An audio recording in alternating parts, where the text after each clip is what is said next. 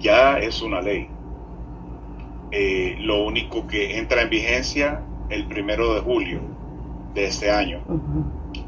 Eh, Tristemente, las personas que presentaron la ley son personas que representan las zonas más vulnerables en el estado de la Florida. Por mencionarte algo, Pequeña Habana y Alapata. La senadora que representa esa zona fue la persona que tomó el liderazgo de introducir esta legislación. Y nos duele mucho. Nos duele mucho porque con qué carácter o con qué valor esta persona va a venir el día de mañana a solicitar el voto de un padre o un hijo que ha sido deportado de su familia. Con qué carácter le va a pedir el voto a un empresario que se está quedando sin empleados, o al dueño de un supermercado que le preste su lugar para hacer campaña política, cuando ese lugar se está mirando afectado porque no tiene clientes o no tiene empleados. Esto nos ha generado un caos, una situación bastante compleja. No la habíamos visto antes. Habíamos tenido situaciones similares en Arizona cuando Joe Arpaio era el jefe del sheriff y Janet Napolitano era la gobernadora. Y tuvimos otra situación en la Florida, pero tuvimos la capacidad de detener la regulación. Que si conocieran que el sur de la Florida, cada familia tiene personas indocumentadas, o que en los centros donde ellos disfrutan su cena o salen el fin de semana son personas indocumentadas que están ofreciendo sus servicios. No creo que hicieran esto. Y hay otro factor también importante. Si son muchachos jóvenes que hoy son senadores y congresistas estatales, yo creo que sus padres nunca les mencionaron la importancia del inmigrante en los Estados Unidos y todas las situaciones que ellos como padres o abuelos tuvieron que pasar, y hoy en día desconocen totalmente la realidad del inmigrante o de la inmigración y los beneficios que estas personas tienen para un estado. Realmente el impacto es grande. De hecho, usted mira centros de construcción donde se construyen complejos habitacionales grandes, ahora mismo están vacíos, no hay empleados. Hay otra área donde nosotros trabajamos mucho, que es el área de la agricultura. Se están perdiendo los cultivos porque no hay personas que puedan colectar esos productos. Al final del día, en términos económicos, el Estado va a perder. Nosotros de alguna manera tenemos la capacidad de que la gente se mueva a otros estados, donde si no son estados santuarios, por lo menos no están molestando al inmigrante. Quien está ganando realmente son los estados vecinos donde la gente se está mudando. Sí, hay mucha gente que no va a moverse, se va a quedar. Son gentes de alguna manera ya establecidos, que tienen sus empresas, que tienen su negocio. Hay una percepción equivocada de que el inmigrante indocumentado es una carga pública, y no lo es. El inmigrante genera empresa, genera trabajo, genera desarrollo. Lo que de repente no es una estructura dentro de una economía formal, y por eso no somos tan visibles en términos económicos, pero sí hay una fortaleza económica y laboral. Yo creo que quien podría ser afectado sería el gobierno de Honduras y sus familiares, porque si esto les empieza a afectar o no empiezan a tener entradas económicas por falta de labor, las remesas se les van a caer. Las familias van a empezar a tener estragos.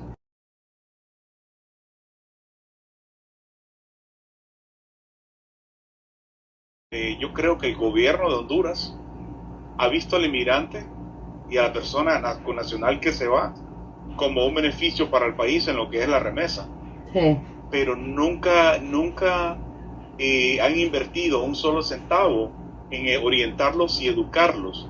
Lo difícil que es el camino, en procesos de integración en los Estados Unidos, cómo es la vida en los Estados Unidos, cómo generar empresas, cómo ser más productivos, cómo integrarte a la sociedad americana independientemente que no tengas un documento migratorio. Solo nos miran y nos han visto como una base de su economía por el trabajo y la remesa. Yo no entiendo la política hondureña, yo tengo 30 años acá, sé muy poco, pero la realidad han abandonado al inmigrante siempre. Sí. Las empresas que envían y trabajan con las remesas solo nos miran con ese beneficio, no invierten un solo centavo en ni siquiera enseñarles sus derechos como extranjeros. Aunque no tengamos papeles, tenemos derechos, como el derecho a mantenerse en silencio si una autoridad te detiene. Simplemente creas una pequeña tarjeta y le enseñas a la persona cómo defender sus derechos.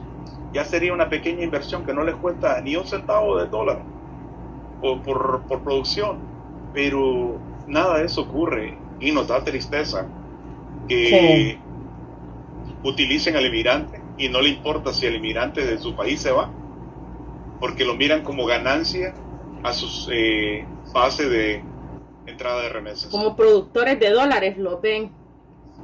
Exactamente, no creo que haya otra palabra más sabia. Personas que van a trabajar y van a mandar dólares, no producen nada acá, no generan nada acá, no importa que se vayan, si igual van a mandar el dinero. Ser inmigrante no es un lujo, es una situación bastante compleja, y le digo, venimos de ser víctimas allá y llegamos a ser víctimas en los Estados Unidos si no tenemos una guía.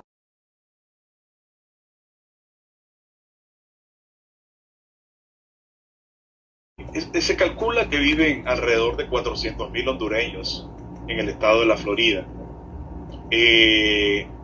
Pongámosle que sea mitad y mitad de personas documentadas y personas indocumentadas. Estaríamos hablando de alrededor de 200,000 personas. Sí.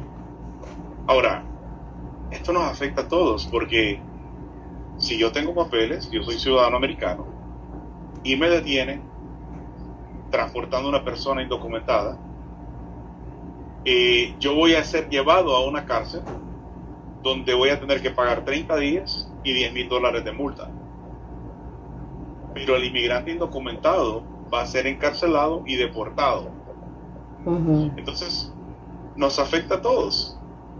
Al empleador que contrate personas sin documentos, le van a afectar con una multa de $10,000 inicialmente, y eventualmente lo pueden hasta cerrar su negocio. ¿Cuáles son las industrias donde nosotros trabajamos? La construcción, el área de los servicios. ¿Cuántos hoteles no van a ser afectados? ¿Cuántos hoteles que tienen cocinas importantes van a ser afectadas por esto? Nuestra gente trabaja ahí. Nuestra gente trabaja en los hoteles. El estado de la Florida es un estado de servicios. Es el área que más va a ser afectada, aparte del desarrollo por la industria turística, ¿verdad? Claro, y me gustó varias acciones que han tenido los camioneros de no querer entrar y boicotear el estado de la Florida. Entonces, a veces se necesita tomar este tipo de acción de forma organizada, bajo los lineamientos que nos da la ley de hacer protesta de forma organizada, para poder cambiar este tipo de regulaciones.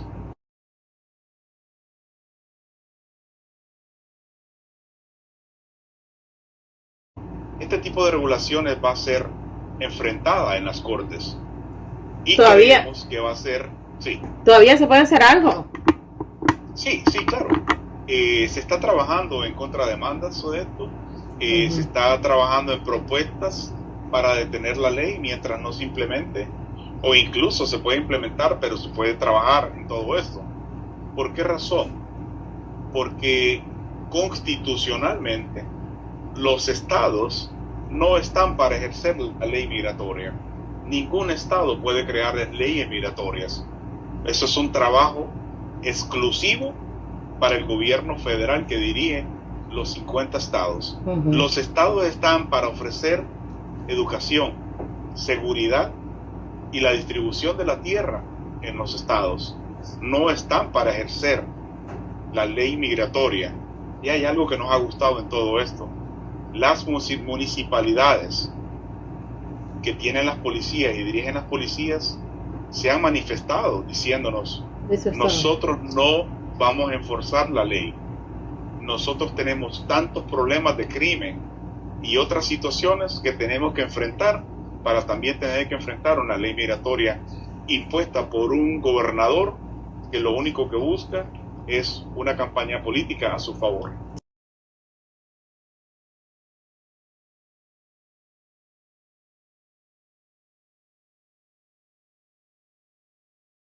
Bueno, lo hemos revisado, lo hemos entendido. Quiero ser claro, yo en su momento lo apoyé y he apoyado sus políticas públicas en el área de seguridad, en el área de la educación. No podemos negar que en otras áreas que le corresponde ha hecho una buena labor. No podemos negarlo. Ha sido un buen gobernador en todas las áreas donde le ha tocado trabajar. Mas sin embargo, esto le está generando nombre a nivel nacional, porque la próxima semana él va a lanzar su candidatura a la presidencia de los Estados Unidos. Realmente él lo que quiere medir fuerzas con el presidente Donald Trump. Y yo creo que hasta ahí va a llegar este legado, porque cuando Donald Trump se enfrente a Ron DeSantis en los primeros debates, yo creo que Ron DeSantis va a bajar el nivel de intensidad y va a regresar a hacer sus funciones para cual fue electo, que es para ser gobernador del estado de la Florida. No podemos negar que es un buen gobernador. No podemos negar que tiene ambiciones políticas, pero sus ambiciones políticas no pueden estar basadas en las personas más débiles, en las personas más vulnerables. Sí. No pueden estar basadas en eso. Yo, si me lanzo a una candidatura, yo tengo que dar mi mejor talento, mis planes de gobierno, lo que yo voy a poder ser, pero no voy a agarrar fortaleza basado en la debilidad de alguien. Eso es ser mediocre. Y realmente las personas que lo han apoyado en esta encrucijada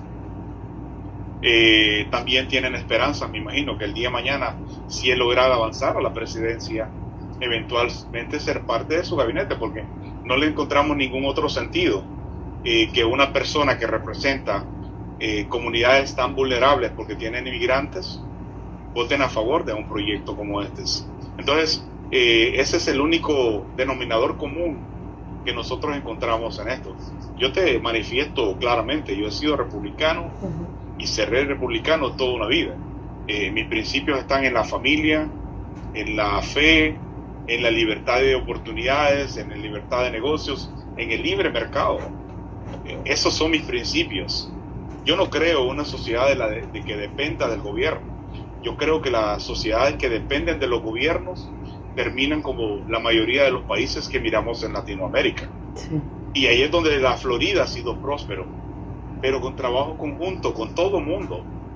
Pero atacar a esta persona lo que nos está hiriendo como sociedad en términos económicos, pero también nos está partiendo como partido republicano. ¿Por qué? Porque hay muchos republicanos que están pensando como yo. Hay muchos republicanos que hemos apoyado a senadores y congresistas estatales que apoyaron esta ley, y hoy básicamente nos estamos dividiendo porque no nos pueden dar una explicación clara, más decir, no, es que el estado de la Florida no es un estado santuario. Eso no es una explicación para votar por una ley como esta. Te aseguro que las personas que cuidan sus familiares las personas que cocinan para ellos y las personas que cuidan sus niños son personas indocumentadas. Entonces, hay un doble estándar, hay una doble moral en todo esto, y esto nos entristece, nos divide como sociedad, nos divide como soñadores, nos divide como personas amantes de la libertad.